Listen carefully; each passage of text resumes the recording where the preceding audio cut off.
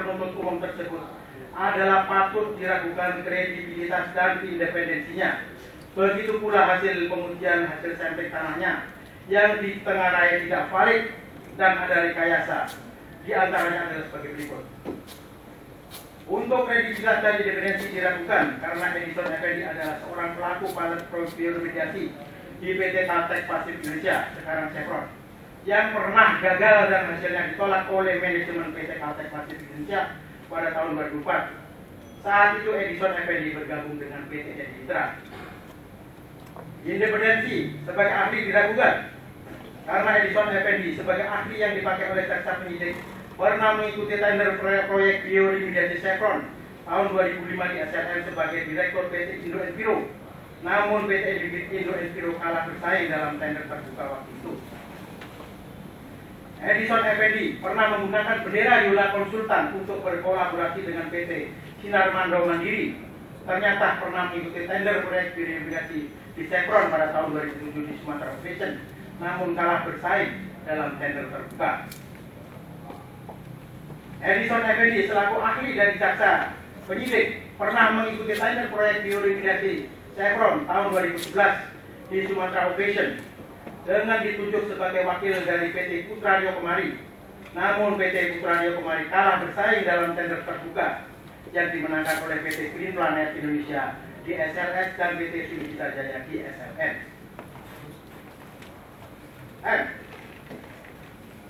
Dakwaan primer dalam kesimpulan yang menyebutkan standar bioremediasi berdasarkan Kemen LH 128 tahun 2003 bahwa TBH yang akan diolah adalah 7,5 sampai 15% dan standar hasil bioremediasi adalah TBH di bawah atau kurang dari sama atau di bawah 1%. Bahwa pembelaan saya bahwa perbuatan yang didakwakan kepada saya tersebut tidak sesuai dengan yang dilakukan oleh saya, karena kutipan dakwaan oleh jaksa penuntut tersebut tidak cermat dan cenderung mengada-ada. Kalimat TBH yang akan diolah 7,5 sampai 15% berdasarkan Kemen LH 128 tahun 2003 tidak pernah ada. Namun yang benar dalam Kemen LH 128 tahun 2003 pasal 2.31.1.3a adalah berbunyi konsentrasi maksimum TBH awal sebelum proses pengolahan biologis adalah tidak lebih dari 15%. Jadi tidak ada kata-kata TBH yang akan diolah 7,5 sampai 15%. Fakta kejanggalan dalam proses penyelidikan sampai tuntutan pidana dan kesimpulan. Ibu dan Bapak Hakim yang saya hormati, serta para hadirin pemerhati keadilan. Berdasarkan alasan-alasan dalam uraian dan fakta-fakta persidangan yang telah saya kemukakan di atas, maka dapat disimpulkan bahwa dakwaan jaksa penuntut yang mendakwa saya telah melakukan kesalahan dan melawan hukum dalam proses pengadaan kontrak bioremediasi Chevron di Sumatera Barat SLS Minas adalah tidak berdasarkan fakta-fakta persidangan. Bahwa jaksa penuntut tidak cermat dalam membuat dakwaan karena berdasarkan dokumen dan kesaksian persidangan, terbukti saya bukanlah orang yang melakukan proses pengadaan. Karena faktanya proses pengadaan tetap dilakukan oleh panitia pengadaan yang punya otoritas dan kewenangan sesuai PTK 007.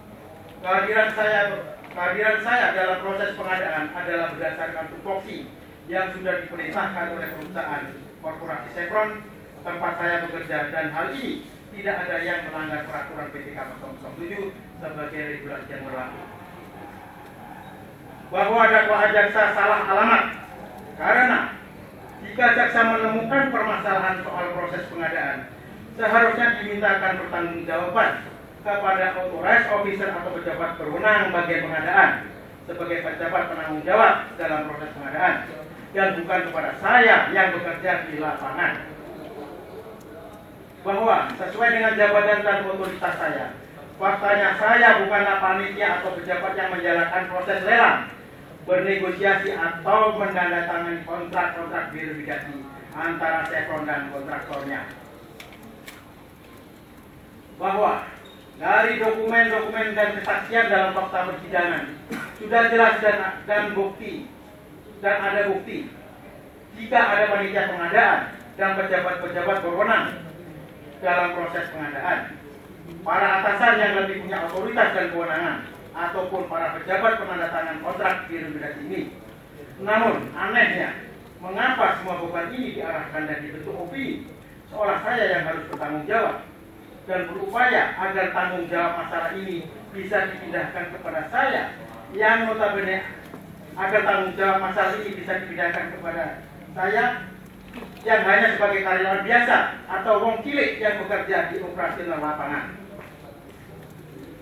Bahwa jika dalam kasus ini jaksa mengaitkan dengan proses pengadaan, maka sesuai kontrak PST dan PTK 007 BP Migas sekarang SK Migas, jaksa pun seharusnya berkoordinasi dan mendengarkan penjelasan pejabat SK Migas sebagai institusi yang menerbitkan aturan tersebut dan yang paling berwenang menilai adanya pelanggaran. Bahwa SK Migas adalah sebagai institusi yang menerbitkan aturan yang faktanya di persidangan telah menyatakan bahwa proses tender Chevron untuk proyek ini telah sesuai dengan PTK 007 dan petunjuk SK Migas, maka sudah terang benderang bahwa di sini kita bisa menilai tentang adanya alasan, tujuan dan kepentingan tertentu tentang sikap jaksa penyelidik yang juga bertindak sebagai jaksa penyidik dan juga sekaligus sebagai jaksa penuntut umum yang tetap ngotot berpedoman pada keterangan ahlinya yang jelas tidak independen dan punya kepentingan, yang juga ternyata keterangan ahli tersebut berseberangan dengan ahli-ahli lain dari KLH sebagai institusi pemerintah yang resmi dan berkompeten. Bahwa sesuai dengan posisi saya di Chevron, saya hanya bertugas untuk memantau pekerjaan bioremediasi di lapangan SLN Duri yang dilakukan oleh subkontraktor agar sesuai dengan isi kontrak. Dalam hal ini saya sudah bekerja dengan baik sesuai tupoksi dan yang diperintahkan oleh perusahaan korporasi Chevron. Bahwa soal keterlibatan saya dalam proses tender proyek bioremediasi di SLS Minas sebelum kepindahan saya ke SLN Duri 1 Agustus 2008 adalah sekedar membantu panitia pengadaan untuk memberikan keterangan mengenai hal-hal teknis pekerjaan yang akan ditenderkan kepada peserta sesuai perintah dari atasan saya demi bisa lebih memberi pengertian yang jelas tentang keadaan di lapangan. Hal ini sudah sesuai dengan tupoksi dan tidak menyalahi PTK 007 sebagai aturan yang dipakai. Bahwa pelaksanaan pengolahan bioremediasi di SLN Duri yang tidak ada hubungannya sama sekali dengan pelaksanaan kontrak SLS Minas yang diawasi oleh saya dan anggota tim saya adalah telah mengikuti SOP atau standar operating procedure yang ditetapkan oleh perusahaan korporasi Chevron yang berpedoman pada Kepmen LH 128/2003. Bahwa SOP bioremediasi Chevron ini merupakan hasil pengujian dan penelitian panjang sejak 1994 yang telah mendapatkan izin dari KLH untuk penggunaan teknologinya pada 2002 serta sudah sesuai dengan Kepmen LH 128/2003. Namun soal perizinan adalah bukan tupoksi saya. Maka jika jaksa menilai ada yang salah dengan tata cara dalam pelaksanaan bioremediasi ini, maka yang pertama kali jaksa harus berkoordinasi lebih dahulu dengan KLH sebagai pihak yang berwenang sesuai undang-undang untuk menentukan adanya pelanggaran di bidang lingkungan. Kedua, pihak yang harus dimintai keterangan adalah Chevron sebagai korporasi yang berkewajiban mengolah limbah sesuai dengan peraturan, bukannya individu seperti saya sebagai karyawan biasa yang hanya bekerja sesuai tupoksi. Bahwa faktanya saya tidak pernah terlibat sedikit pun dalam kegiatan bioremediasi di lapangan SLN Minas dalam kontrak nomor 7861K pada periode 2008-2011 sebagaimana yang didakwakan kepada saya oleh jaksa dalam tuntutan pidana. Karena pada periode tersebut saya sudah pindah wilayah kerja dan bertugas hanya di SLN Duri. bahwa dakwaan jaksa penuntut tidak cermat karena uji biodegradasi yang tidak valid oleh Edison Effendi dan kawan-kawan tersebut adalah terhadap sumber tanah Minas di wilayah SLS yang dikerjakan berdasarkan kontrak 7861 OK oleh PT SDG. Namun anehnya, tetap saja hasilnya dipaksakan oleh jaksa penuntut umum untuk ditambahkan juga nilainya sebagai materi dakwaan dan tuntutan terhadap saya Widodo yang bekerja di SLN Duri dengan maksud agar saya bisa dihukum berat.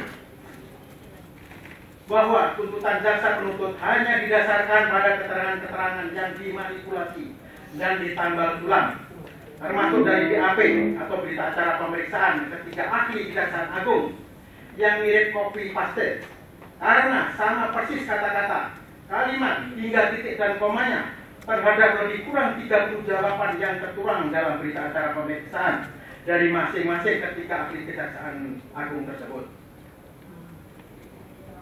Bahwa manipulasi terhadap fakta kebenaran dan jurus tambal tulang ini telah digunakan jaksa penuntut agar terkesan ada hubungannya antara saya dengan dugaan korupsi yang dituduhkan. Semuanya tampak dipaksakan dan sengaja dijalin sedemikian rupa. Padahal pidana yang dituduhkan pada seseorang harus bisa ditentukan secara jelas dan kasat mata apakah yang telah dilakukannya mengandung indikasi niat serta berkorelasi nyata dan terukur terhadap hasil perbuatannya. Jadi tidak boleh karena didasarkan pada prasangka dan asumsi-asumsi yang sebelumnya sudah dilandasi nyata hukum. Bahwa dalam memantau pekerjaan kontraktor, saya menerima laporan mengenai hasil proyek irigasi setiap minggu hingga akhir siklus pekerjaan dari anggota saya yang bekerja di lapangan di masing-masing lokasi SPR di SLN dulu saja.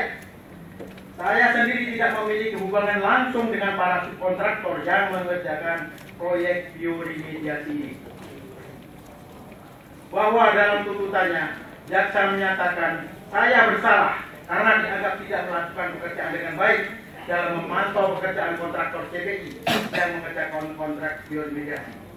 Saya dinilai jaksa telah membiarkan kontraktor bekerja dalam proyek bioremediasi dengan cara yang tidak benar sesuai dengan Kepmen LH 128/2000 dan menurut versi ahli dari Jagung. Saya juga dianggap tahu bahwa kontraktor tidak memiliki izin, namun dibiarkan terus mengerjakan proyek bioremediasi.